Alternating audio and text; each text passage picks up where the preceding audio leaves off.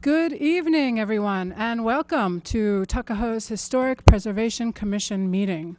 For all of you who made the effort to be here in person tonight, we are grateful and happy to have you here.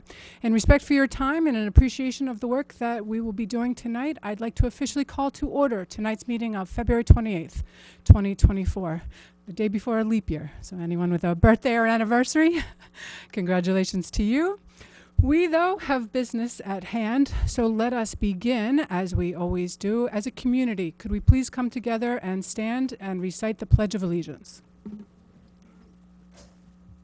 pledge allegiance to the flag of the United States of America and to the republic for which it stands, one nation, under God, indivisible, with liberty and justice for all.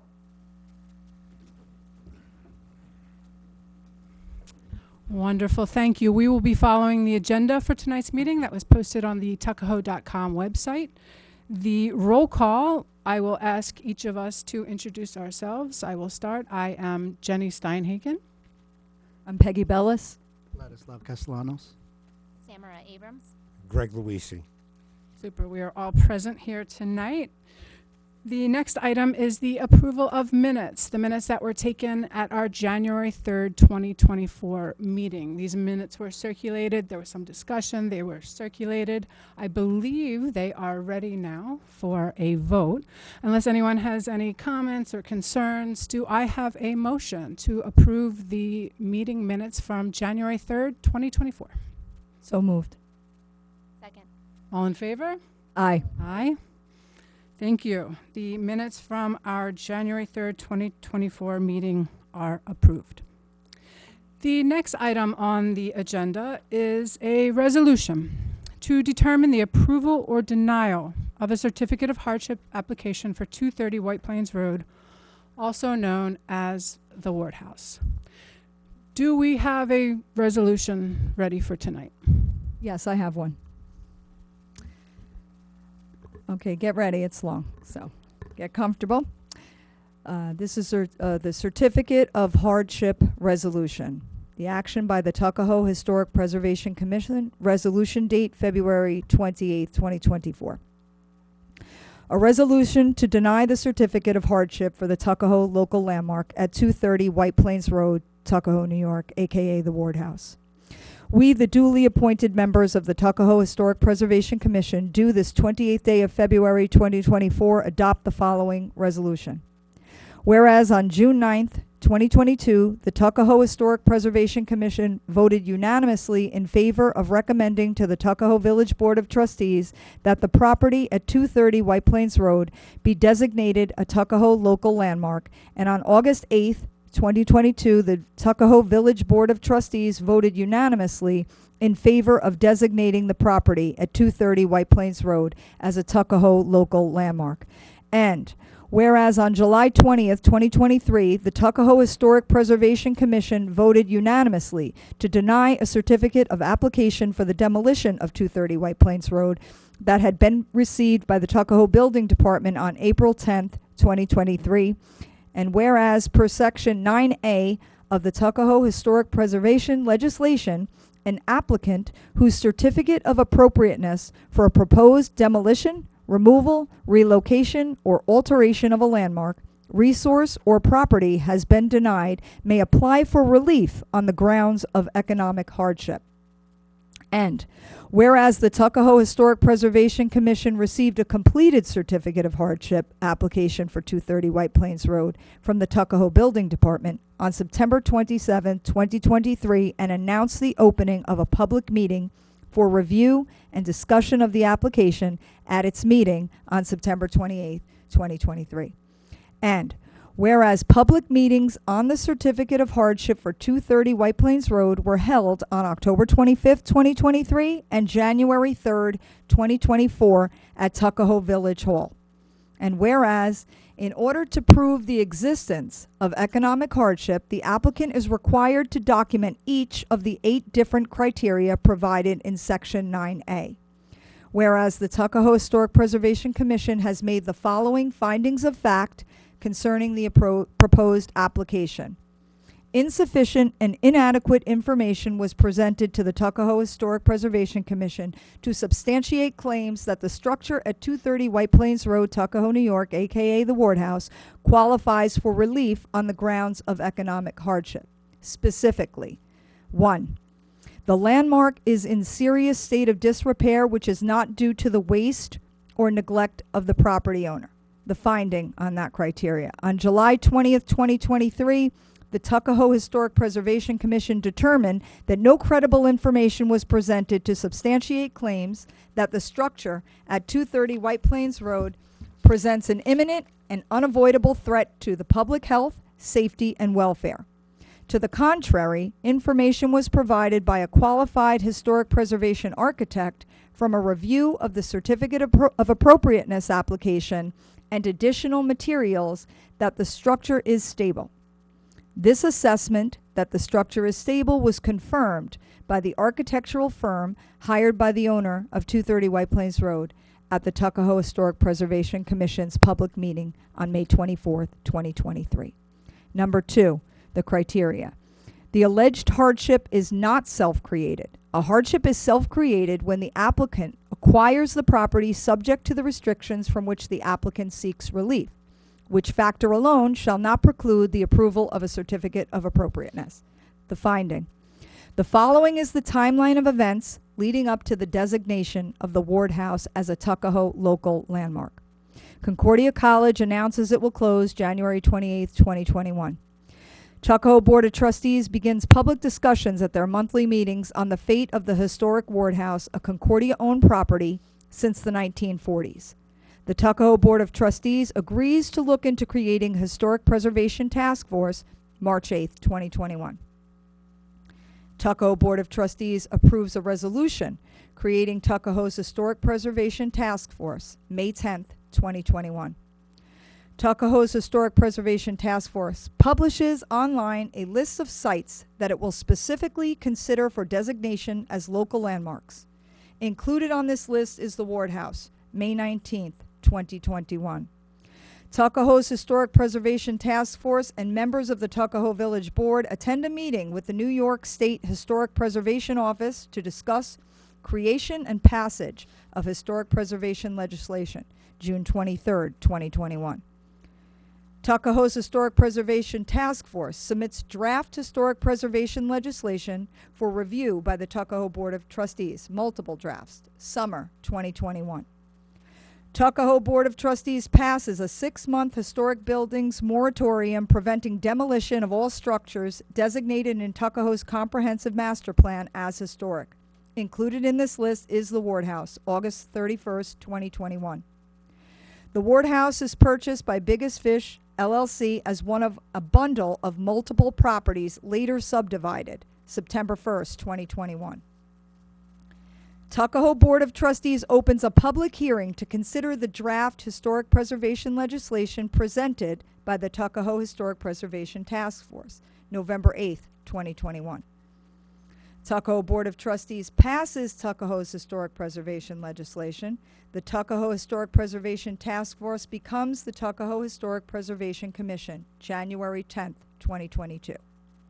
New York State Historic Preservation Commissioner announces, after analysis of documentation detailing the historical, architectural, and cultural significance of the Ward House, that the Ward House is deemed eligible for listing on the National Register of Historic Places and the New York State Register of Historic Places, January 20th, 2022. The Ward House is nominated as a Tuckahoe local landmark, February 10th, 2022. Tuckahoe's Historic Preservation Commission recommends that the Tuckahoe Board of Trustees designate the Ward House as a local landmark, June 9th, 2022. Tuckahoe Board of Trustees designates the Ward House as a local landmark, exterior, on August 8th, 2022. Number 3, the criteria. The local landmark and the lot upon which it was situated at the time of designation is incapable of earning a reasonable return as demonstrated by competent financial evidence. The finding. In August 2021, Biggest Fish LLC acquired 230 White Plains Road as part of a bundle from Concordia College as Concordia proceeded with dissolution. The purchase of 230 White Plains Road included the structure at 230 White Plains Road, aka the Ward House, which is Section 31, Block 3, Lot 13, as well as an adjacent, vacant, and separate buildable parcel, which is Section 31, Block 3, Lot C. For both the Ward House and the vacant parcel, the town of Eastchester records show that a purchase price of $651,000 was paid. In June 2022, Biggest Fish LLC transferred the vacant lot to another LLC entity for no consideration. The Tuckahoe Historic Preservation Commission has no information as to the value of the adjacent lot and therefore must assume that it does have value as it is a buildable lot by right. This is important as the Tuckahoe Historic Preservation Commission must determine whether the applicant can realize a reasonable return from the Ward House and the land it sits upon. Since it is unknown how much of the $651,000 purchase price was allocated specifically to the Ward House, this commission is unable to conclude exactly what would earn a reasonable return. Insufficient financial evidence in the form of property value appraisals or other related documentation has been provided to the Tuckahoe Historic Preservation Commission for 230 White Plains Road. Insufficient documentation has been provided to the Tuckahoe Historic Preservation Commission to indicate that attempts have been made or offers considered to recuperate the amount paid for the structure, what the structure was worth at the time of purchase, or what the structure might be valued at presently as the basis for earning a reasonable return. Number 4, the criteria. The landmark cannot be adapted for any other use, whether by the current owner or by a purchaser that could earn a reasonable return. Finding. Insufficient evidence was provided to the Tuckahoe Historic Preservation Commission to demonstrate that the local landmark and the lot upon which it is situated are incapable of earning a reasonable return either in its current state or after being adapted for any other use, whether by the current owner or a purchaser. The Ward House is located in Residence A5 District Zone, which permits, as of right, the following uses: one-family dwellings, municipal parks and playgrounds, places of worship, including parish houses and religious school buildings and schools. The Ward House is in its exact same location, served for nearly 8 decades as faculty and student housing for Concordia College, with gallery and exhibit space that was sometimes open to the public. Prior to that, it had served as a residence, a post office, a meeting place for religious services, Loyalist military headquarters during the American Revolution, and a tavern with lodging facilities. 5, the criteria. The alleged hardship is unique and does not apply to other landmarks. The finding. The provisions of the Tuckahoe Historic Preservation legislation are applied to all current and future Tuckahoe landmarks. 230 White Plains Road is located in a residential zone. 101 Main Street, aka the Washington Hotel, also a Tuckahoe local landmark, has a business on the first floor and also houses residents on the second and third floors. 1 Generoso Pope Place, aka the Generoso Pope Building, pending a vote for local landmark designation, is a business and cultural facility. It is by no means unique for a single-family residence or a business or a cultural facility to be designated a local landmark or a state or national landmark. And there are many examples of such in the United States, New York State, and Westchester County. All of these are required to comply with the legislation once designated as Tuckahoe local landmarks. 6, the criteria. That demonstrated efforts to find a purchaser interested in acquiring the property have failed, including A, any listing of property for sale or rent, price asked, and offers received within the previous 2 years, and B, testimony and relevant documents regarding any real estate broker or firm engaged to sell or lease the property, reasonableness of price or rent sought by the applicant, or any advertisements placed for the sale or rent of the property. Finding. The efforts to find a purchaser interested in acquiring the property were deficient and incomplete, specifically because A, the short-term listing of the property was restricted in ways that made it impossible to be found or known to anyone without a special MLS key, therefore excluding an unknowable number of potential buyers, and no documentation was provided of offers solicited or considered or rationale provided for why any offers received may not have been considered. And B, no testimony or relevant documents were provided regarding reasonableness of price or rent sought by the applicant or any advertisements placed for the sale or rent of the property. 7, the criteria.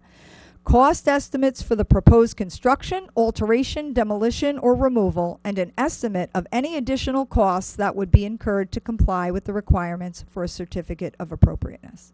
The finding. No evidence was provided to the Tuckahoe Historic Preservation Commission to demonstrate that the local landmark could be altered in order to earn a reasonable return other than in a way, the restoration budget, that would result in a financial cost based on complete gutting and reconstruction of the property in its entirety and in extreme and destructive ways that are inconsistent with the Secretary of the Interior's standards for rehabilitation and that are therefore in violation of Section 7C of the Tuckahoe Historic Preservation legislation. No other alternatives were presented, despite requests from the Tuckahoe Historic Preservation Commission for demonstration of ways to earn a reasonable return. 8, the criteria. Demonstrated attempts to apply or be qualified for economic incentives and or funding available to the applicant through federal, state, city, or private programs. The finding. Although some preliminary research was presented to the Tuckahoe Historic Preservation Commission regarding possible grant and economic opportunities, none of these were initiated or followed through upon. Further, per Section 8B of the Tuckahoe Historic Preservation legislation, no owner or person with an interest in a local landmark or property shall permit the property to fall into a serious state of disrepair so as to result in the deterioration of any exterior architectural feature which would produce a detrimental effect upon the property or the character of a historic district as a whole. It is incumbent upon the owner of the Tuckahoe local landmark at 230 White Plains Road to ensure that the property does not fall into a serious state of disrepair so as to result in the deterioration of any exterior architectural feature which would produce a detrimental effect upon the property. This commission has thoughtfully, carefully, and thoroughly considered the provisions stipulated in the Tuckahoe Historic Preservation legislation and has taken every measure and effort to apply them fairly to the landmark in question within the scope of our abilities and requirements.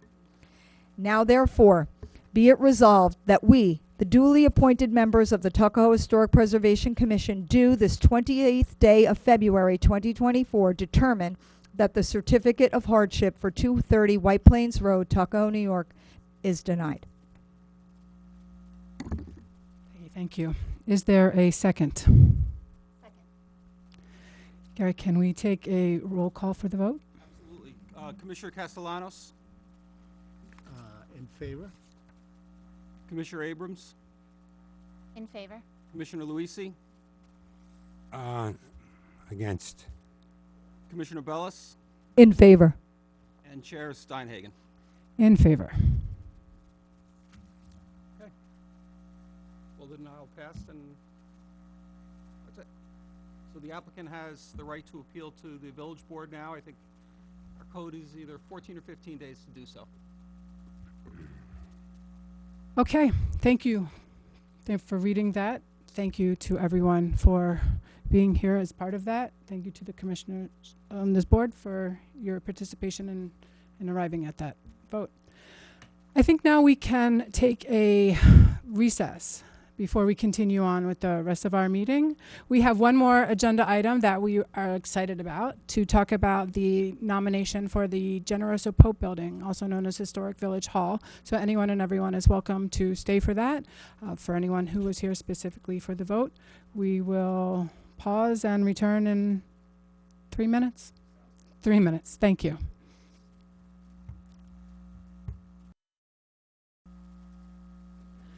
Okay, thank you.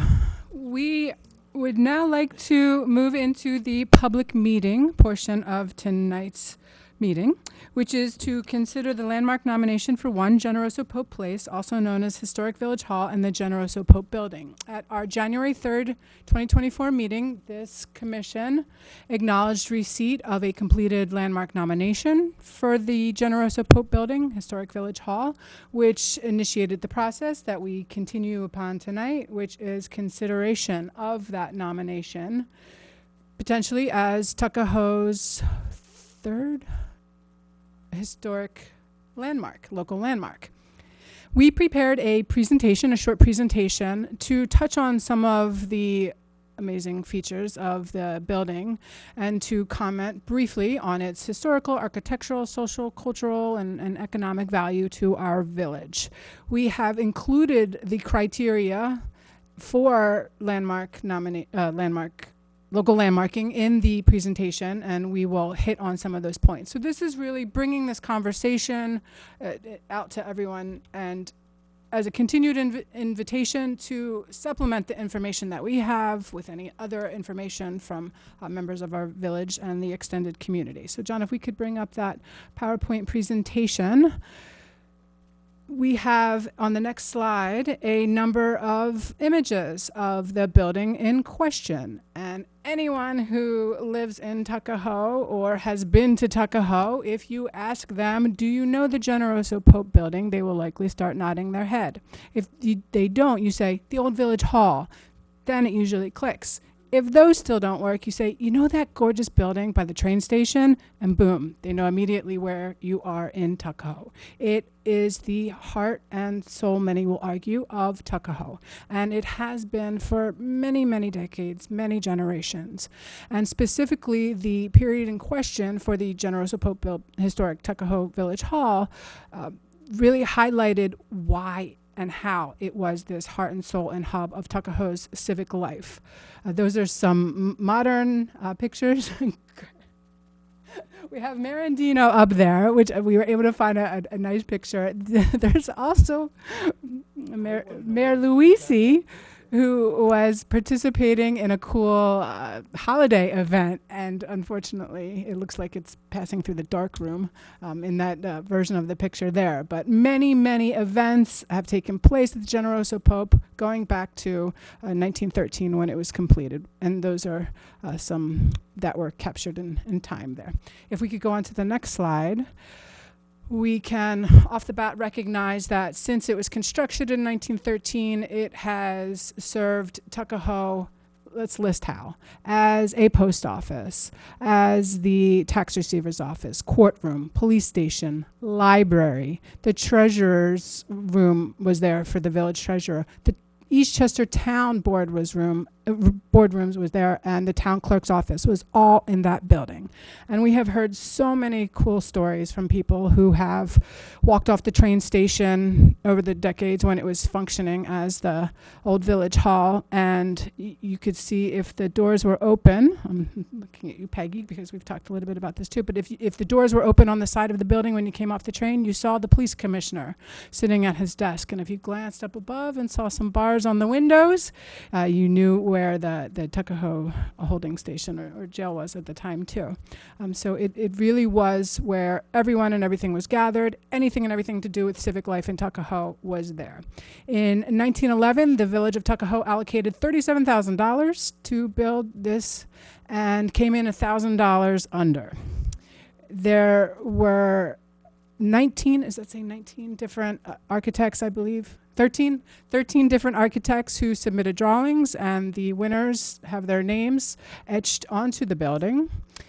We have just a little bit of information about those architects. We know that one of them also worked for Columbia and the Clarkson School of Technology in Potsdam. If we could go on to the next slide. So many events, parades, celebrations have taken place at the Generoso Pope Building at this Tuckahoe Historic Village Hall. Anyone who's ever been to or participated in a parade in Tuckahoe, you either started or finished there or passed by it. So many, too many to name, but there was one event in particular that took place at this building that we wanted to highlight here. So you can read it on the slide there. I can tell you a little bit about what it says. So we've been talking at this commission and through our historians and history committee here in the village how interesting and important Tuckahoe was during the American Revolution and how overlooked the role of this village has been in that fighting. There were skirmishes that took place up at the Ward House and in the surrounding area. And according to information that was documented not long after the skirmishes took place, we found out that a particularly bloody, deadly skirmish took place on the property of Stephen Ward at the Ward House, and that many people lost their lives. We are documenting that as being November 18th, 1777.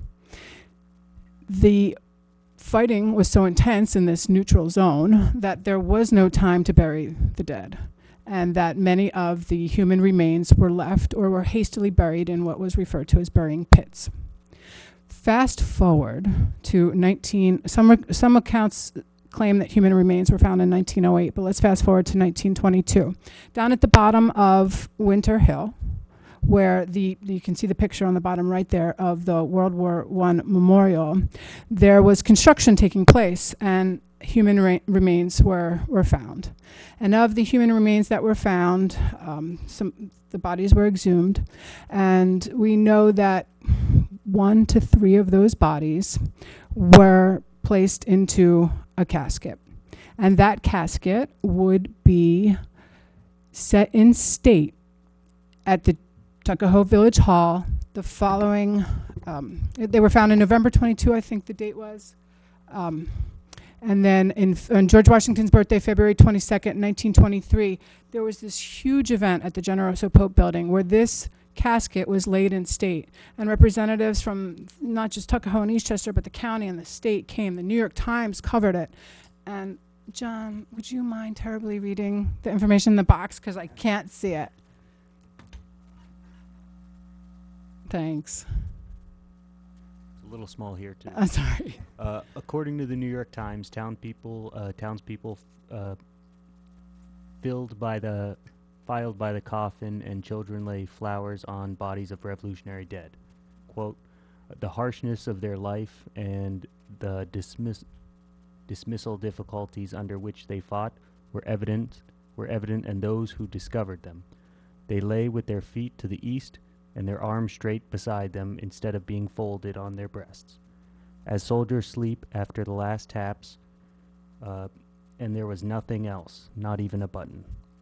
They had been stripped before they were buried, so desperate was the need of Washington's men for clothes and uniforms. February 23rd, 1923. Super, thanks so much. So an incredible ceremony for what would later be referred to as Washington's Unknown. So we're tying all of this American Revolutionary history, war history to Tuckahoe, and especially here to the Generoso Pope. And look how beautifully they decorated the building for that event. That picture up on the top right is from that day. If we could go to the next slide. Another event that took place at the Tuckahoe Village Hall in 1972, President Nixon was in Westchester, and he was on a motorcade in his limousine and made 6 stops in the area. But he would get out of his car and wave to individuals, but the only time he got out to speak was when he hit Tuckahoe and came up on the steps of Village Hall, the Generoso Pope Building, to receive, there he is with the key to Tuckahoe, which was presented to him by the mayor at the time. So we have him coming down through Eastchester, what I believe is the Generoso Pope Building in the back there, and there he is on the steps with the mayor at the time of Tuckahoe. I can only imagine, he said, look at this building. This is the one I want my presidential photo in front of. But we do have that as another important event. If we could go to the next slide. So after a number of decades, a little bit before urban renewal, but into the 70s and 80s, the civic activities of Tuckahoe migrated over to where we are now. They would eventually be here in this building. So what happened to the Tuckahoe Village Hall? It served a number of roles during a few of the decades, and in 2003 was purchased by the Generoso Pope Foundation. And the Generoso Pope Foundation has taken meticulous care of this building, especially, I know we're concerned with the exterior, but the interior is gorgeous. They have celebrated Tuckahoe in so many ways by hosting events there and providing funding for activities. They have been an active and important member of this Tuckahoe community. Also within the building, since it's been the Generoso Pope Foundation's building, is the Westchester Italian Cultural Center. They host classes there. They have different events there and also play a role within our village. The Generoso Pope Building, just like the Ward House, was called out in Tuckahoe's Comprehensive Master Plan as being historically significant to the village. It would have qualified for preservation as it does now and has been considered historic and an unofficial local landmark for a long time. And we thought we'd throw in there too that the clock that we see down in Depot Square was what do I have? Donated to the village by the Generoso Pope Foundation. Thank you. If we can go to the next slide. So there is a little video there that was created by Dick Forliano. I don't know if we'll get it to play. It's quite short, but Richard Forliano, the Eastchester Town historian, also, and that's a live link if we can put this on the website, but he has 8 articles on Italian immigrants in Eastchester and Tuckahoe that are fascinating. Individuals have recounted what it was like to work in the quarries, what it was like to work in other industries here in Tuckahoe. According to the Comprehensive Master Plan, at one point, 2/3 of Tuckahoe residents were likely of Italian heritage. According to the 2010 census, 1/3 of the population of Eastchester, and we know that also includes Tuckahoe, is of Italian heritage. So the Generoso Pope, the Italian heritage community, the role and recognition of this community and our extended community has been ongoing. It's okay. I'll post it with the agenda for this meeting, so we'll upload it on the website. Thank you. Super. So I think on the next slide, we start getting into the criteria. There it is, but we'll post it. That's a summary of the criteria that this commission looks at. So we say, okay, great. It's got a lot of history. What else is there? Can we justify the local landmark nomination? So if you go to the next slide, John, we looked at criteria A. It possesses special character or aesthetic value as part of the cultural, architectural, social, or economic history of the village. I think I covered quite a bit of it, but let me look at paragraph 2 because I haven't touched specifically on the architectural qualities. Its distinct neoclassical architectural style serve as a visual reminder of the period design popular at the time when Tuckahoe experienced a population boom not long after it incorporated as a village within the town of Eastchester, 1901. The building has become one of Tuckahoe's most recognizable and distinguishable buildings, and its location next to Tuckahoe Metro North Railroad Station that was opened in 1847 makes it one of Tuckahoe's most observed structures. So that neoclassical style was what was being built at that time. Has anyone seen pictures or remember the Bronxville Village Hall? It had a very similar layout with the columns. Theirs was bigger because in addition to everything that we had in ours, they had, I believe, their firehouse and a swimming pool. So cool. So cool. Theirs is gone. But we are lucky enough to have ours. But this is what was of fashion at the time. What did I not mention that is absolutely associated with the architecture of this building is Tuckahoe marble. So there is examples of indigenous craftsmanship within this building, exterior and interior. And the criteria B is identified with persons or events significant in local, state, or national history. We talked about that in many ways. Just on the previous slide, but did you want to mention that the owners of the foundation have contributed significantly to the Tuckahoe cultural and significant contributions? I missed the whole thing, but it was at the bottom. Yes, that's a good point. The owners of the building itself? The owners of the Generoso Pope Foundation. Yes. And yes, as residing in the building, have contributed significantly to the cultural and whatever the other word was, of significance to the village. I think that's worth mentioning, and I know some of us can speak specifically to interactions with the community there over the decades and the support that they have. Huge supporter, huge supporters of the Tuckahoe High School, the Tuckahoe school system. They've always been there. They've, when the teams won the state championships, the foundation actually went out and bought them, rings, championship rings. I believe when the girls won, the cheerleaders won state championship, same thing happened. They got jackets and rings. So, they've been an integral part of this community for as long as I've been living here. So, Thank you. Maybe one of these days we can delve into Generoso Pope himself more. We don't really get into that here, but also interesting. mhm. Anything else that we want to throw in there? I think there was one other slide about the additional criteria. Well, we were on this one. Do you want me I'll read paragraph B. On George Washington's birthday in 1923, the casket carrying at least one of the bodies was laid in state at Tuckahoe Village Hall, current Generoso Pope Building, and a tribute attended by the whole Westchester community, according to the New York Tribune, numbering in the thousands, according to reports, and including representatives from various military organizations and Tuckahoe's churches, was held in honor their lives and service to their country.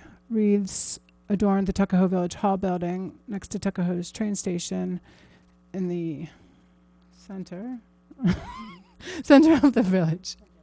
In the center of the village. Caskets, coffin plate, red, Washington's unknown, Tuckahoe, New York, 1770. Yeah, just to drive home that point about the significance of that particular event.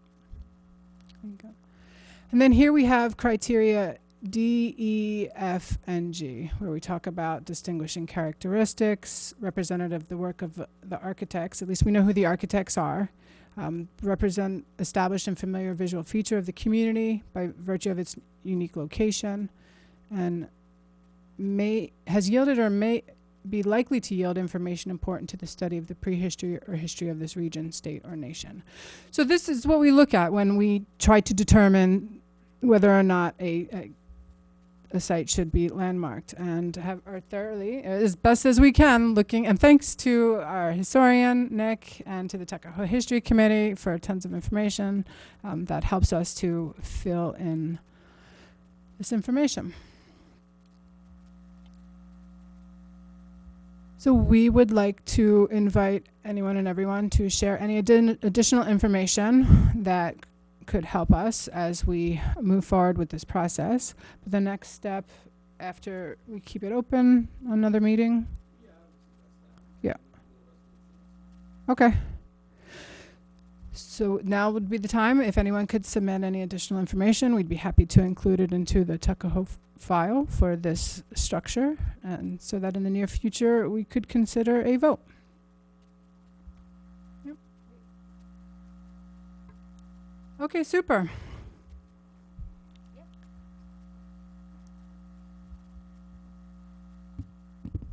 Yes, thank you. Edward Powers, 6 McKinley Street, Bronxville-Tuckahoe, New York. Madam Chairman, I think you addressed my question, and that if you're in the Bronxville Village Hall, there's a photo of the original Bronxville Village Hall, and there's quite a similarity to this building. And I don't know if anyone knows, was the same architectural firm used for both buildings, and which came first, Bronxville or Tuckahoe? Thank you. I think that's a great question. I'm definitely curious. I myself don't know. I was happy that we were able to identify the architects of ours. I think it's a matter of going and seeing if they match. So I think that's something that we can do and share that information. Yeah. We'd like to think Tuckahoe was first, but we don't.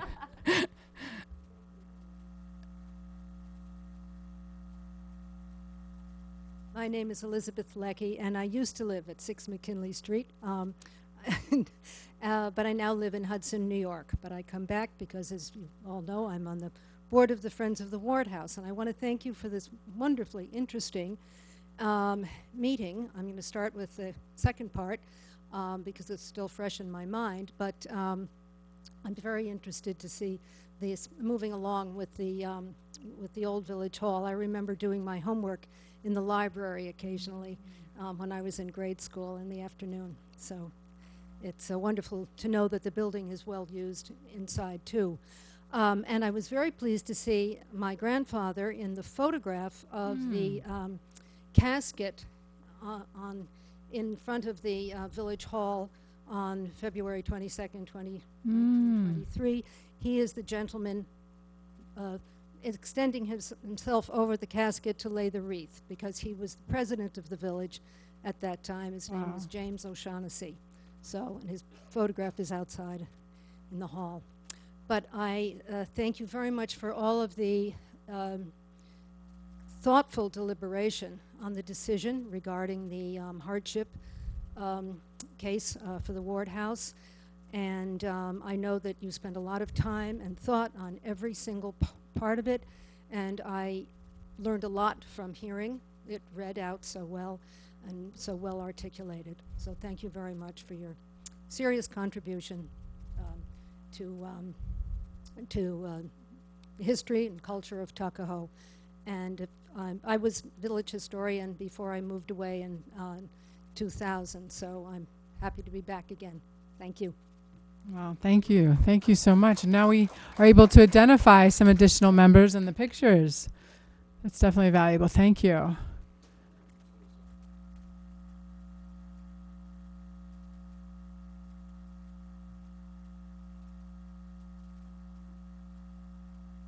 Evening. Thank you for that very fine opinion. It was very thoughtful and very thorough. But as far as the second part of the meeting is concerned, I think we all remember Village Hall. I can think of it as the first place where I sat as a judge here in the old Village Hall. And it was a very attractive little building then. It was very compact. Everything was there. The library was on the left, and the police station was on the right. And as far as who got there first, I would just like to speculate that since Bronxville was incorporated in 1898 and Tuckahoe in 1902, probably Bronxville got the architect first. I mean, well, we'll see how that turns out, but that'd be a pretty good guess, I think. but I think that going back, it's certainly worthy of. I mean, in fact, it would be a shame not to have it a landmark, because it's, as you say, it's been such a big part of village life, and very well located, and with a lot of good memories there, and also for the use now, as you say, that the fact that it wasn't just lying there dormant, but it is being used very well and added a lot inside. And as you say, they've really done marvelous things inside too, put a lot of resource into it. So I would certainly be in favor, and I hope we all are in favor of having it be named that way. Super, thank you.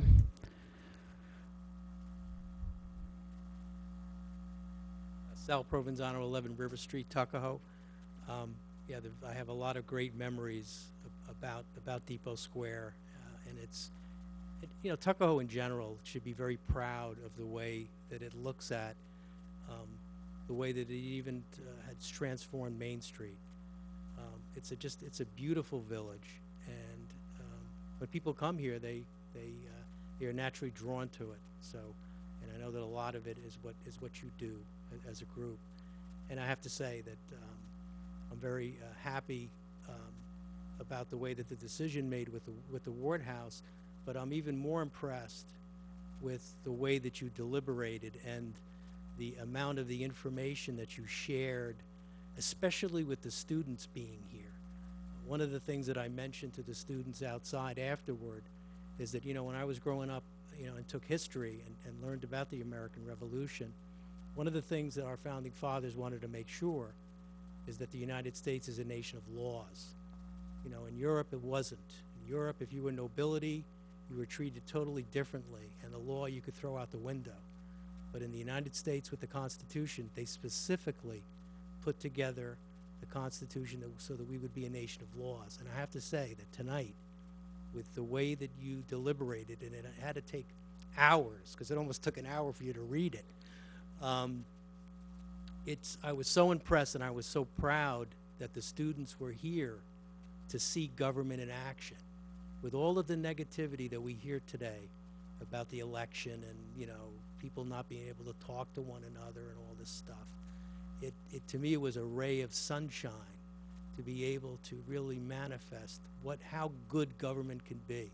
So you should all be very proud of yourselves with the hard work that you put in this. I'm very proud of you. Thank you. Thank you. Thank you. Again, Edward Powers, 6 McKinley. If I may just add a footnote to the presentation. You showed Richard Nixon there on the steps of the building. And since he's no longer with us, I'm not violating any HIPAA regulations, but I actually took care of Richard Nixon. So he was my patient, and you know, I got to know him. And I think and through that, I had a connection with the late Henry Kissinger, so I got to know Henry Kissinger. So I think this certainly qualifies this building for historic preservation. Thank you. Thank you. Thank you. Thank you. Okay, well, we will keep it open. So any other memories, mementos, information, pictures, the history committee, our historian, all of us love seeing them and certainly welcome them. So that conversation will be continued. We will have to set our date for our March meeting. Yep. Let's do that. Let's do that. Okay. Is there anything else?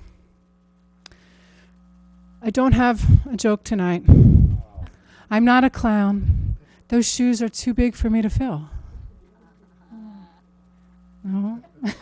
No. If you want to quote me, you can say that I was misquoted. That's Groucho Marx. I brought back Groucho Marx. I always have to have a Groucho Marx in the pocket, just in case. Just in case. Anybody else?